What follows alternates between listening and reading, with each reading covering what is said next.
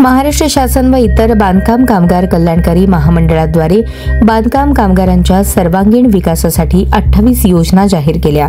त्यामध्ये प्रामुख्याने मध्यान्ह भोजन योजना राबवण्यात आली। या योजनेद्वारे बांधकाम कामगारांची होणारी उपासमार टाळावी हा प्रमुख उद्देश शासनाचा व महाराष्ट्र शासनाचा होता। परंतु मध्यान्ह भोजन योजनेत इतका घोटाळा झाला की त्याचे विवरण केले तर महायुती सरकारच्या या योजनेद्वारे केवळ भ्रष्टाचार करण्याचाच उद्देश दिसून येतो। हे अत्यंत दुर्दैवी गंभीर प्रकरण असल्याने भ्रष्टाचार करावा तरी कसा व कुठे याचे भान देखील या महायुती सरकारला राहिलेले नाही, असा आरोप विष्णू कारंपुरी महाराज यांनी केला आहे। मध्यान्ह भोजन योजनेत खऱ्या बांधकाम कामगारांना मिळणारे भोजन हे अक्षरशः गाड्या भरून वाटावे लागले।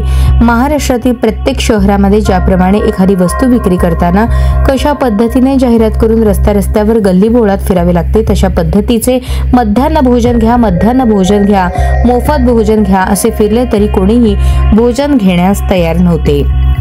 शेवटी उरलेले भोजन कचरा कुंडीत आणि खुल्या मैदानात टाकून दिले जात, इतकी भयानक परिस्थिती निर्माण झाली। त्याचबरोबर अनेक वस्त्या आणि झोपडपट्ट्यांमध्ये जाऊन भोजन वाटले, मर्जी नसताना देखील लोकांना भोजन दिले। अशा प्रकारे एका जिल्ह्यात सुमारे 50 ते 60 हजार बांधकाम कामगारांची नोंद झाली असून दररोज 1.5 ते 2 लाख लोकांना भोजन बनवण्याचा कागदोपत्री हिशोब दाखवला।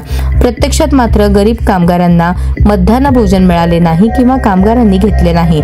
अशा प्रकारे दररोज 2 लाख तर महिन्याला 60 लाख, वार्षिक 7 ते 8 कोटी लोकांचे मध्यान्ह भोजन दिल्याचे दाखवून त्या पैशांचा अपहार या महायुती सरकारने केला आहे। मध्यान्ह भोजन योजना अंमलात असताना गणेश मंडळाचे आणि सार्वजनिक मंडळाचे कार्यकर्ते आपल्या कार्यालयासमोर भोजन घेऊन बसत होते। अशी ही महाघोटाळा योजना राबवून आम्हा कामगारांचे कल्याण करत आहोत हे भासवण्याचा प्रयत्न केला। भ्रष्टाचार कुठे करावा, कशात करावा याचे देखील भान या सरकारला राहिलेले नाही।